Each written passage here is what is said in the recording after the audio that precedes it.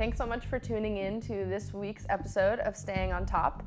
I'm Nicoletta, and this week we're going to talk about what some of your fights are really about and how to fight fair.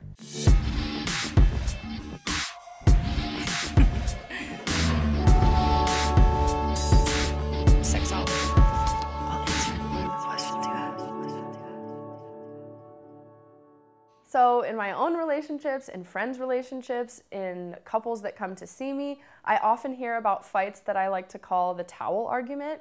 And what these are is somebody is getting upset about something that seems super trivial and silly. For example, like, he always leaves his towels on the floor. Like, I just can't take it anymore with these fucking towels on the floor. Or another example is like, I asked, if he wanted to order a pizza and he said he didn't feel like pizza.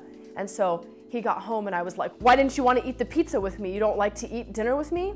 Chances are these fights are not just about towels and pizza. They actually hold a lot more weight, and there's some other stuff going on that you should keep in mind when you have your next silly argument. So this isn't to say that in your future relationships you aren't going to fight about stupid things that seem trivial, but it's important to really think about what's actually happening. So usually when there's something silly that you seem to be fighting about, like pizza, the food, a towel on the floor, something like that, it's usually about something much deeper and much more important to somebody. So that could mean, I've asked you to do this so many times and you haven't listened to me, and it's so important to me. So when that person doesn't do it, it really feels like, wow, my partner doesn't care about what's important to me and my requests. So how could I trust them to take care of me in other ways? Another example is like, wow, this person didn't listen to what I really wanted, and so they're not willing to try things that I like. And that elicits such a stronger response than if you were really just thinking about what food you're eating or whatever the fight is about.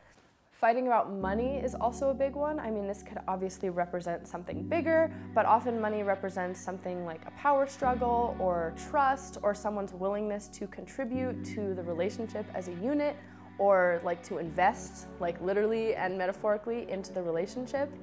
Other times it could be about not feeling appreciated or not feeling heard and seen, but we might not be aware of it in the moment, so we kind of put it into these silly, trivial arguments because we haven't really addressed the core issue that's actually going on.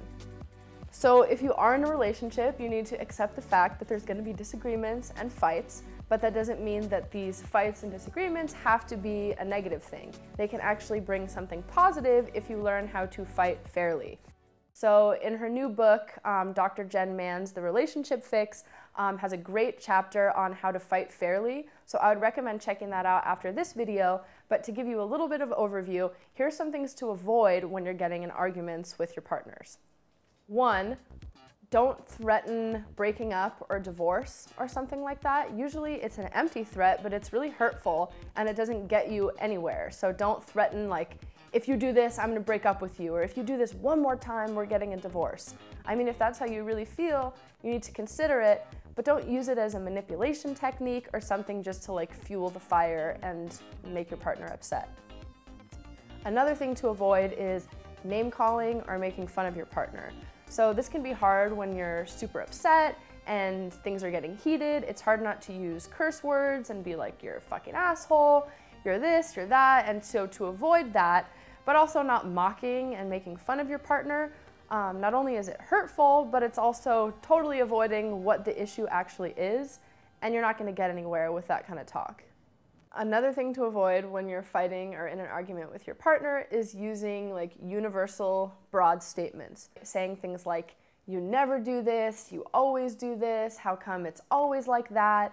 Ask yourself, is it really always like that? When you say that, it sort of diminishes the times that your partner has attempted to maybe make a change or do something. So ask yourself, are there some times I can pick out when this hasn't happened, when they've had the opposite kind of behavior, or the behavior that I want? And then ask yourself, if they really are doing it like this every time or not listening to you, how come you're staying in a relationship where you're not getting your needs met over and over? So obviously sometimes things that we disagree about or fights that we get into can really trigger intense things for us, whether that's a past relationship with our parents, something about this current relationship, and sometimes you get to a space where you can't even have a discussion at that point. So it's really important sometimes to let yourself cool off. I know this can be hard for some partners who want to talk about things right away, but know that you probably won't have a productive, proactive conversation if you don't give yourself a little time to kind of get back to baseline, so you're not sort of reacting and can more, form like a kind, helpful argument.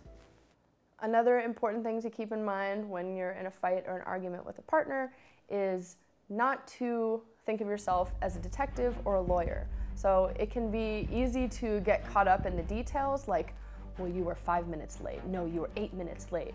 Or, oh, remember it said this in this text message, and then spending like 20 minutes going through your text to find the exact wording that it said.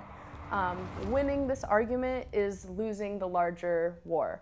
So you're missing out on an opportunity to actually talk about what's going on because you're focusing and getting lost in the details. So try not to do that when you're fighting, and instead focus on the here and now and how it made you feel, what's happening, what's going on.